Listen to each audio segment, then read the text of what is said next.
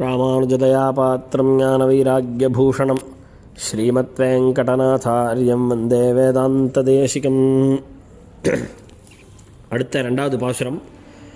வந்தெதிர்ந்த தாடகதன் உரத்தைக் கீறி வருகுருதி பொழிதரவன் கனையொன்றேவி மந்திரங்கொள் மறைமுனிவன் வேள்வி காத்து வல்லரக்கருயிருண்டமைந்தன் கான்மின் செந்தளிர்வாய் மலர்நகை சேர் செழுந்தன் சோலை தில்லநகர் திருச்சித்திர கூடந்தன்னுள் அந்தணர்களுரு மூவாயிரவரேத்த அணிமணி ஆசனத்திருந்த அம்மான் தானே.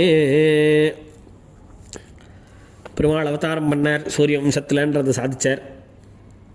அவதாரம் பண்ண உடனே நேராக அடுத்தது வந்ததிருந்த தாடகதன் உரத்தை கீறி அப்படின்னு ஏன் இப்படி தாவிட்டார், பாலலீலையெல்லாம் சொல்லலையே அப்படின்னு கேட்டாக்க, ஆழ்வார் சொல்கிறது பாலலீலை தான். ஏன்னா பாலனான ராமனை விஸ்வாமித்திரர் வந்து யாச்சிச்சார் தசரதர்கிட்ட, என்னுடைய யாக சம்ரக்ஷணத்துக்கு ராமனை கொடு, கரிய செம்மல் ஒருவனை தந்திடுதி. கம்பன் கரிய செம்மல், பெருமாள் கருப்புன்னு போன பாசுரத்தில் தான் அனுபவித்தோம். செங்கனடு கருமுகிலைன்னு, அந்த கருப்பாக இருந்தாலும் அழகாக இருப்பார் பெருமாள், நம்மளை மாதிரி கருப்புன்னு நினச்சிக்காதீங்கோ. அந்த கரிய செம்மல் ஒருவனை தந்திடுதின்னு விஸ்வாமித்திரர் பிரார்த்தித்தார். பாலலீலை ஒன்றுமே இல்லையான்னா இனிமேல் சொல்ல போகிறது தான் பாலலீலை.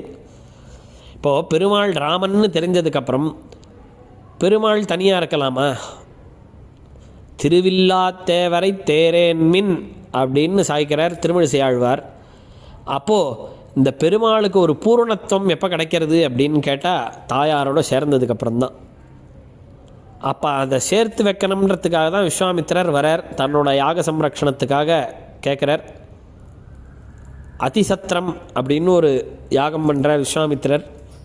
அதுக்கு யாகம் பண்ணுறச்சே அது ஒரு 5-6 நாள் பண்ணுற மாதிரியான யாகம். அதை கடைசி நாள் அந்த யாகத்துடைய பூர்ணாகுதி முடிச்சுட்டு போய் அவபிருத்த ஸ்நானம்னு, அது அவபிருத்த ஸ்நானம் பண்ணால் தான் அந்த யாகம் பூர்த்தியான கணக்கு. இப்போ இந்த பூர்ணாகுதி சமயத்திலே இவள் என்ன பண்ணிடுறா, இந்த மாரீசன் சுபாகுன்னு தாட்டகையோடைய புத்திரர்கள், இவா 2 பேரும் மாம்சம் ரத்தத்தெல்லாம் அந்த யாக வேதியில் அந்த அக்னியில் சேர்த்து அந்த யாகத்தை மொத்தம் நிஷ்பலனாக்கிடுறா. 0. இத்தனை நாள் பண்ண விஷயங்கள்லாம் ஒன்றுமே பிரயோஜனப்படாதபடிக்கு. இவாளை விஸ்வாமித்திரர் நினச்சிருந்தாருன்னா அவருடைய கோபத்தினாலேயே பஸ்மமாக போ அப்படின்னு சபிச்சுடலாம். ஆனால் இவர் வந்து அதுக்காக தபஸ் பண்ணலை. ஏன்னா இவர் பல விதங்களாக பல வருஷம் தபஸ் பண்ணி ஒரு திக்கிலையும் தபஸ் பண்ணி ஒரு விஷயத்தினால அந்த தபஸையெல்லாம் இழந்தவர் இவர். அதனால் அந்த தபஸோட வேல்யூ பேங்க் பேலன்ஸ் மாதிரி, செலவு பண்ண பேங்க் பேலன்ஸ் எப்படி குறையிறதோ அந்த மாதிரி இந்த தபஸானது சாபம் கொடுக்க இந்த தபஸெல்லாம் குறைஞ்சி போயிடும். அப்போ இந்த விஸ்வாமித்திரர் தசரதர்கிட்ட வந்து கரிய செம்மல் ஒருவனை தந்திருதி, நான் அந்த யாகம் பண்ணுறேன், எனக்கு பெருமாளை கொடு, பெருமாளால் தான் இந்த யாகத்தை சம்ரட்சிக்க முடியும் அப்படின்னு அவன் பெருமாள்னு அவர் பேசுகிறார் ராமன்னு. தசரதனுக்கோ இவன் என் பையன், அவனுக்கு ஒன்றுமே தெரியாது, அவன் குழந்தை, அவனுக்கு வந்து இன்னும் மேஜர் கூட ஆகலை அப்படின்றார் தசரதன். ஊன ஷோடச வருஷோமே ராமோ ராஜீவ லோச்சனா ந யுத்த யோக்கியதாமஸ்ய பஷ்யாமி சஹராட்சசைன்னு, இவனுக்கு இன்னும் 16 வயசு கூட ஆகலை. அந்த காலத்தில் 16 வயசு போல் இருக்குது லைசன்ஸ் வாங்கிறதுக்கு வயசு. அதனால் இவனை அப்போன்னா என்ன, பெருமாளுக்கு 16 வயசுக்கு கீழே ஆறுது. இப்போ 16 ஆகலை. இவனுக்கு யோக்கியத்தை ராட்சசாலோட சண்டை போடுறதுக்கு இல்லை இவனுக்கு. நான் யுத்த யோக்கியதாமஸ்ய, இவனுக்கு அந்த யோக்கியத்தை இல்லை இன்னும். அதுவும் ராட்சசர்களோட போடுறதுக்கு யோக்கியத்தை வரலை இவனுக்கு. ஏன் அப்படின்னா ராட்சசாளுக்கு ராத்திரிஞ்சராள்னு பேர், நக்தஞ்சராள்னு பேர். ராத்திரியில் தான் அவளுக்கு பவர் ஜாஸ்தி, ராத்திரியில் தான் வந்து சண்டை போடுவாள்.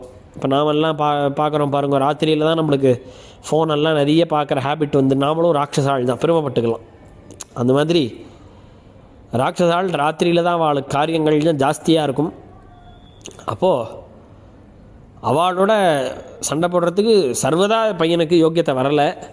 அதனால் நீங்கள் வேறு ஏதாவது கேளுங்கோ, நான் என்னுடைய படை மொத்தத்தையும் அனுப்புகிறேன், இல்லை நானே வரேன், என் குழந்தை வேண்டான் அப்படின்னு சொல்கிறச்சே, அவள் எத்தனை பேர் வந்தாலும் பிரயோஜனம் கிடையாது, நீ வந்தாலும் பிரயோஜனம் கிடையாது. எனக்கு ராமர் தான் வேணும், எனக்கு பெருமாளை கொடுத்தனுப்பு. அகம் வேத்மி மகாத்மானம் ராமம் சத்யபராக்கிரமம்னு விஸ்வாமித்திரர் சாய்க்கிறார். எனக்கு தெரியும் ராமனை பற்றி, உனக்கு தெரியாதுரா பையா, நீ அவனை என்கிட்ட கொடுத்தனுப்பு, நான் அவனுக்கு நல்லதெல்லாம் ஸ்ரேயஸ்சாஸ்மை விதாஸ்யாமி பகுரூபம் ந சம்சயான்னு சொல்லி அவனுக்கு பலவிதமான க்ஷேமத்தையும் நான் பண்ணி வைக்கிறேன் அப்படின்னார். அப்படின்னா என்ன அர்த்தம்னா, கல்யாணம் நான் பண்ணி வச்சுடுறேன் அவனுக்கு. கல்யாணம் பண்ணாதான் பெருமாளுக்கு க்ஷேமம், ஏன்னா தாயார் சேர்றா. இதெல்லாம் இப்படி பார்க்கணும். இப்படி சொன்ன உடனே அவர் முடியாதுன்னு சண்டை போடுறார்.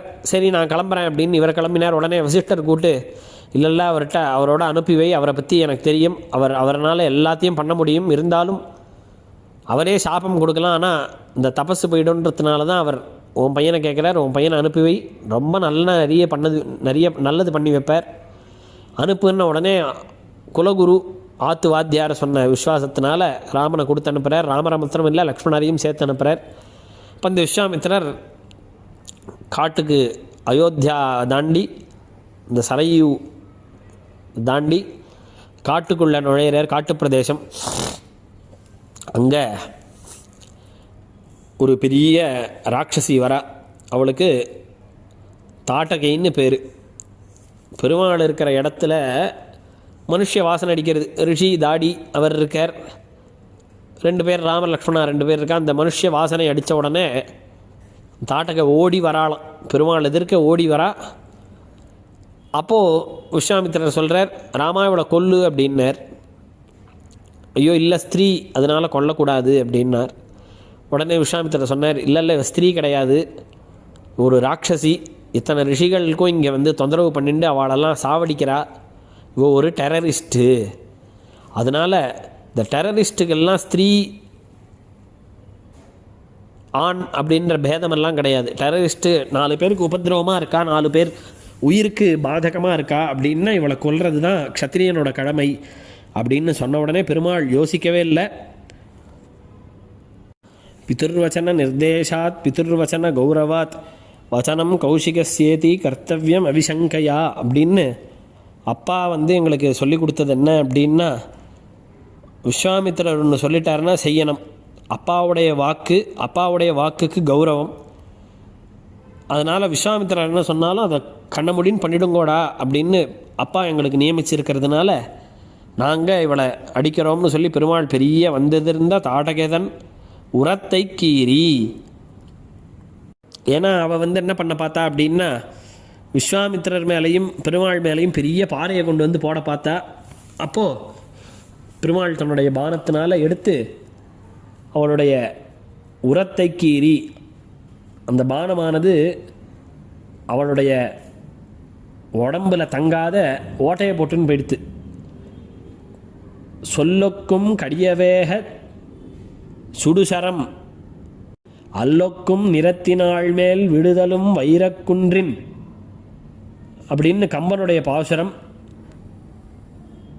அப்புறம் கழன்று தங்காது கல்லா புல்லர்க்கு நல்லோர் சொன்ன பொருளன போயிற்றன்றேன்னு கம்பனுடைய பாசுரம். எப்படி எப்படி நாம் சொல்கிறச்சேவே இன்னொருத்தர் காதில் உழறதோ அந்த வேகமாக பெருமாளுடைய அம்பு தாடகை போய் அடித்தப்போ, அதுவும் அந்த பெருமாள் அந்த பானத்தை அடித்து அந்த பானம் வைரக்குன்றின், அந்த வைரத்தினாலேயே ஒரு மலை பண்ணால் எப்படி இருக்குமோ அந்த மாதிரி இருக்காளாம் தாட்டகை.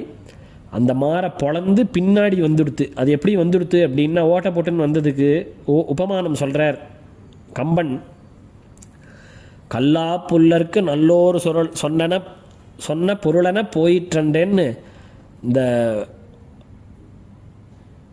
மக்கு பசங்கள்லாம், அதாவது துஷ்ட பசங்கள்லாம் இருக்காளே, அவளுக்கு நல்ல விஷயம் பெரியவா சொன்னால் எப்படி இந்த காதில் வாங்கி இந்த காதில் அடுத்த க்ஷணமே விட்டுடுறாளோ, அந்த மாதிரி பெருமாளுடைய பானமானது தாடகையோடைய மனசில் தங்காத வெளில வந்து நல்லோர் சொன்ன பொருளன போயிற்று அப்படின்னு வந்தெதிர்ந்த தாடகதன் உரத்தை கீறி. அப்படி கீரினத்தில் என்ன ஆச்சுன்னா, வறு குருதி பொடி தர, அந்த மார்பிலேருந்து தாட்டகையோடைய மார்பிலேருந்து ஒரு மலையருவியில் எப்படி தண்ணி கொட்டுமோ அந்த மாதிரி இந்த வைரக்குன்றின் இந்த தாடகையோடைய மார்பிலிருந்து ரத்தமாக கொட்டுறது. அப்படி தாடகையை சம்ஹாரம் பண்ணார். அது மாத்திரம் இல்லை, அப்படி வன் கணையொன்றேவி தனக்கு ஒப்பில்லாததான இந்த கோதண்டத்தை பெருமாள் தரிச்சுண்டு மந்திரங்கொள் மறைமுனிவன் வேள்வி காத்து. இந்த யாகம் அப்படின்னா அது சாதாரணமான காரியம் இல்லை. மந்திரங்கள், அதுக்கு ப்ரோக்ராம் எல்லாம் ஜாஸ்தி யாகங்களுக்கு.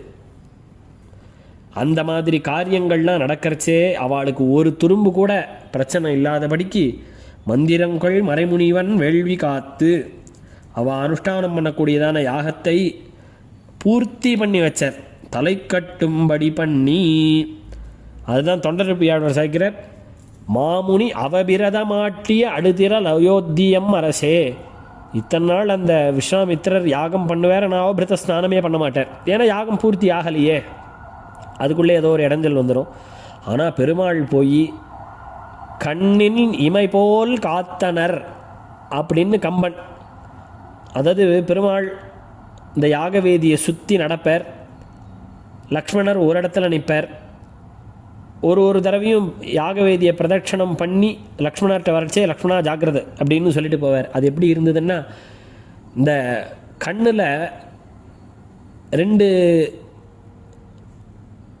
இது இருக்குது, இமைகள் இருக்குது, கீழிமை மேலிமைன்னு. இந்த கீழிமை நகராது, மேலிமை தான் நகரும்.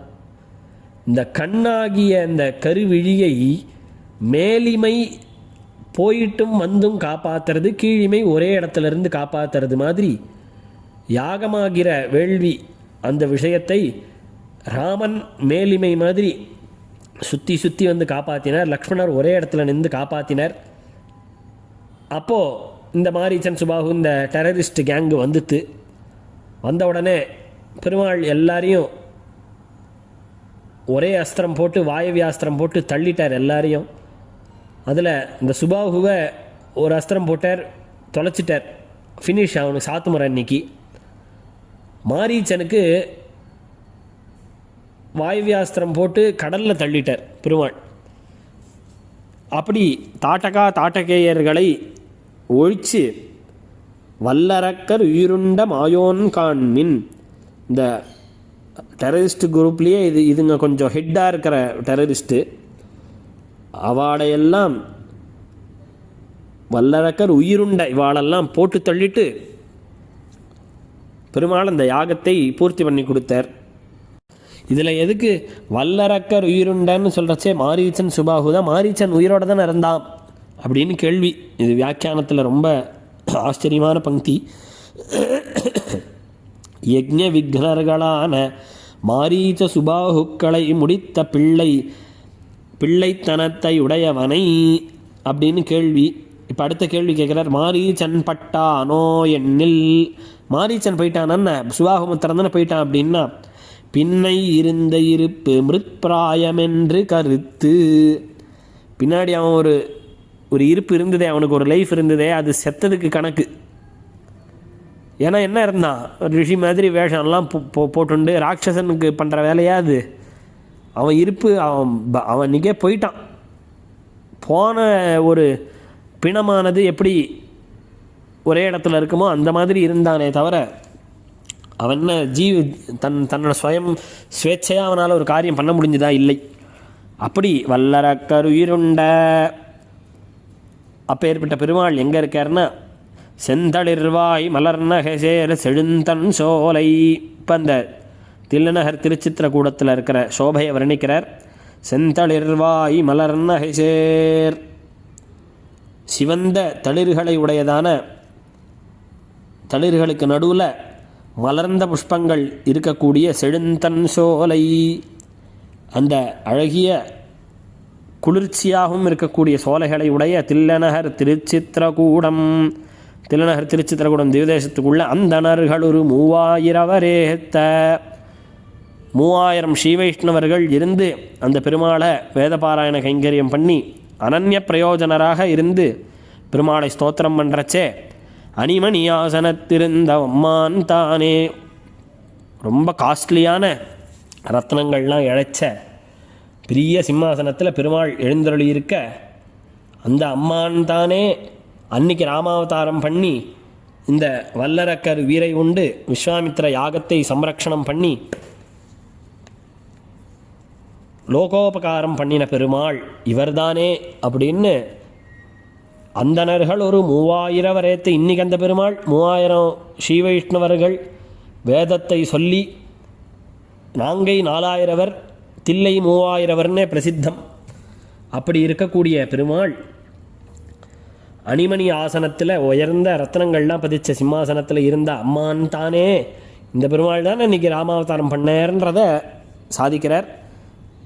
அடுத்த அனுபவம் அடுத்த உபன்யாசத்தில். ஸ்ரீமதே ஸ்ரீநிகமாந்த மகாதேசிகாய நமஹ.